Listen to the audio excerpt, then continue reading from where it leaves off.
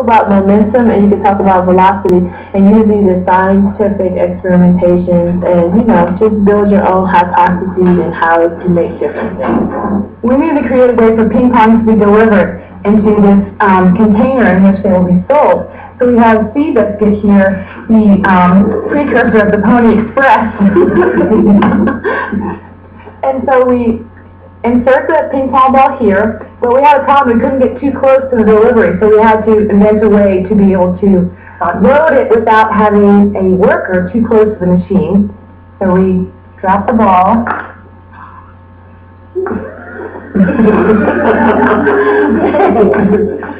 Wait.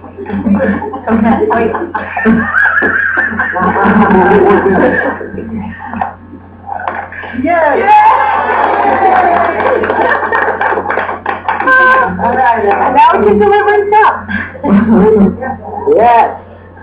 I think those were very creative, very ingenious. And hopefully, as we go into talking about industrializing, you'll have that picture in your mind or that hook to put facts onto. A few years ago, a bunch of parents came to me and asked if I could help with their children who were 6 to 9 years old who were non-readers. And they said, they feel so bad about themselves. Everybody else around them can read, they can't. Is there something that you could do or make to show kids it's okay to feel different? And so I got hold of a friend of mine who's an illustrator, Elizabeth Bose, and we came up with a mostly visual book. It's not that much text, so parents can read it once or twice to them, but then the kids can so-called read it to themselves. And if you look at that now, figure out other teaching ideas to help kids feel better about themselves.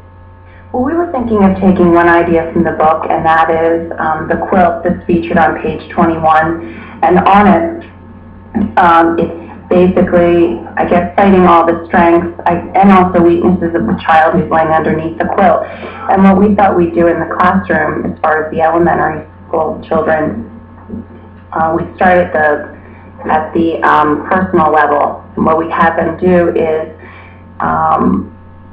evaluate each other as far as each other's strengths in the classroom. So each child would generate an idea about another child, and then each child would collect all the other classmates' ideas of him or her, and then assemble them into his or her own quilt.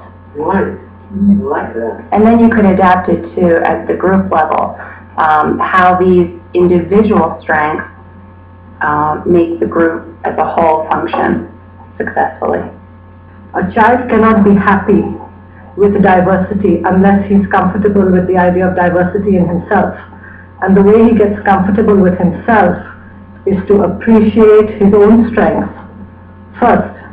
Then he looks at the group and he can deal with what he sees as different in the group, which is why the quiz started with the child first rather than the larger concept or the larger classroom itself. Sally, on page 6, there are all these wonderful illustrations about people wearing different clothes.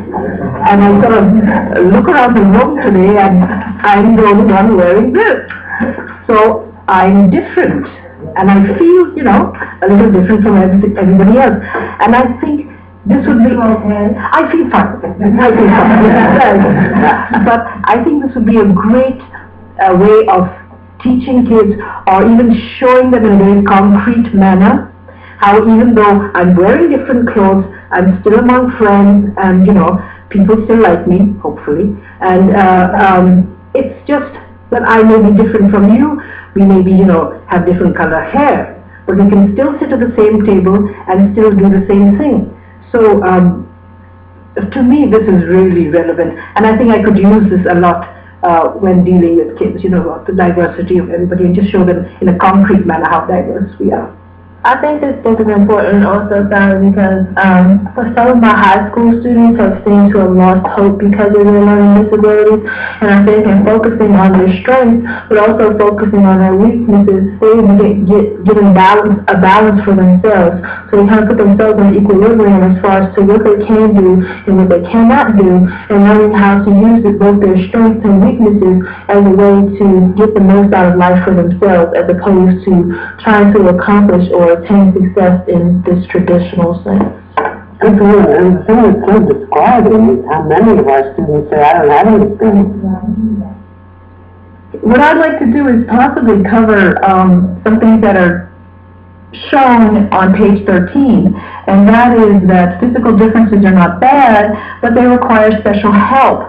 And that is with our students, they are really ambassadors on a new field that during our lifetime, learning disabilities have actually been recognized, and that these students can be not only the ones saying, yes, I have a disability and I need to learn a different way, but by recognizing it and by saying, yes, and if I have this assistance, if I have that assistance, I can be something very important in this world, that they lead the way for other students that are coming up, the next generation, the generation after that. So not only are they recognizing their own disabilities, but they're helping other children that are coming up. So I would definitely do a lesson plan on how would you, if this was an ideal world, how would you like to learn, rather than I couldn't learn. Well, Sally, I think what I would do, especially with non-readers, is perhaps think of an art project, and this is making the assumption that I knew the children well enough to know a good strength for each child, a child who is a good bike rider or throws balls or something like that.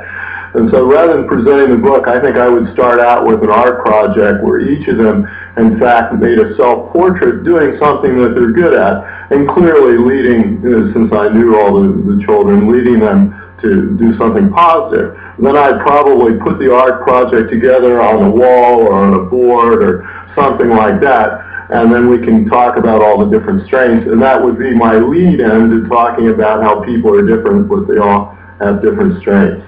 And use the book as I will, but start from the project and go to the book. Well, I was thinking about this in terms of students identifying their strengths and weaknesses, and beginning a lesson by reading the book, and then going into some team challenges where within a group of students, they have to, they learn who maybe is physically stronger, or who is better at solving a problem.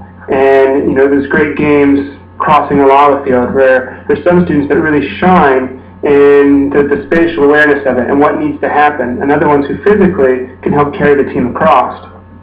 And then part of that is recognizing that the mistakes in that process are just as important as the answers, because they get you to where you're going. Very important. And our kids feel so bad about mistakes. They do, and it helps them learn. It's confirmation of their worthlessness. Yes, and that helps them learn that the mistakes are just as important. They help get you to where you're going. Good. That's one of the exciting things about the field of special education, is that the advances we make then filter down to regular ed, because just in the way that ramps for wheelchairs make life for all of us easier, and elevators make life for all of us easier, different ways of teaching make life for all students easier. And if you can take that from the world of special ed and transfer it into regular ed, I just think that special ed is just more cutting edge, because you see the people in the extremes. You see the students who have extremely high skills in one area and extremely low skills in another area, and when you're working with those extremes, you're on a frontier. It's true, and with all of us, who don't have special education needs, we have things we do better and things that we don't do well. So this kind of teaching can help everybody. I love your page 14 and 15 where you talk about everybody's brain is different. And just as everybody's face is different, we all look so different. Everybody's brain has peaks and valleys, and it has little ridges.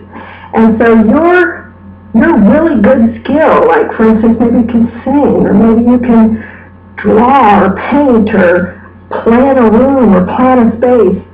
Those are your peaks. Somebody else's peak, like a mountain of the brain, would be writing or reading. You have your strengths and you have your little valleys. And your face is different and your brain is different. Sally, my focus, of course, is with older children, and I look at something like this and I say, this is perfect for my high school seniors, because taking them through this book is, in essence, getting them to be able to advocate for themselves. They need to leave school knowing what their strengths and weaknesses are. So this would be a wonderful, concrete way of beginning a discussion, and then perhaps leading into a writing project or an interview project, or maybe something that they could do in drama. Or having them read the book to younger children. Absolutely. And discuss it with them. Right. So I see this as a wonderful vehicle for older students as well, and I wouldn't just use it with the younger students. One of the things that I was really enjoying was that very first page where you talk about the different ways that different people celebrate. And I have worked with one group of children who we talked about how each child celebrated their birthday, so that it was something common that everybody did, and yet everybody did a little bit differently. But each one could say, oh, that's really a good idea, I'd like to do that the next time I have a party, so that you have an idea, again, of a common goal, something that everybody likes to celebrate, but then being different is okay, and maybe is even more fun for everybody to have that different way of celebrating. Our kids feel so different, and what I would do is, before I even went to the different part, would be to emphasize on each page how each particular very different situation is very similar. And I would go through and have the children not just look at the differences, but at the similarities, how all of the situations are a manifestation of the same kind of thing. And for example, the picture, I like the houses. I think the picture with the houses is lovely. And to look at that with children and not necessarily focus on the differences, but focus on the function and how each one of those are adaptations to its environment, and how a person who's an excellent singer, for example, or an excellent scientist, or an excellent naturalist, or an excellent athlete, is going to use those talents. They want to look for places where they can use those talents. But, you know, basically we're all the same. We just need to find the ways, the environments that our talents can thrive in. I think of the effects that this book has on the self-esteem of some of the kids I teach, because one day I was working at the computer and I was having a really hard time and getting frustrated. And I said to myself, but actually loud enough so that a child heard me say, I'm so stupid, I can't even work with the computer. And the child said, Mrs. Nance, you're not stupid. After all, you can read.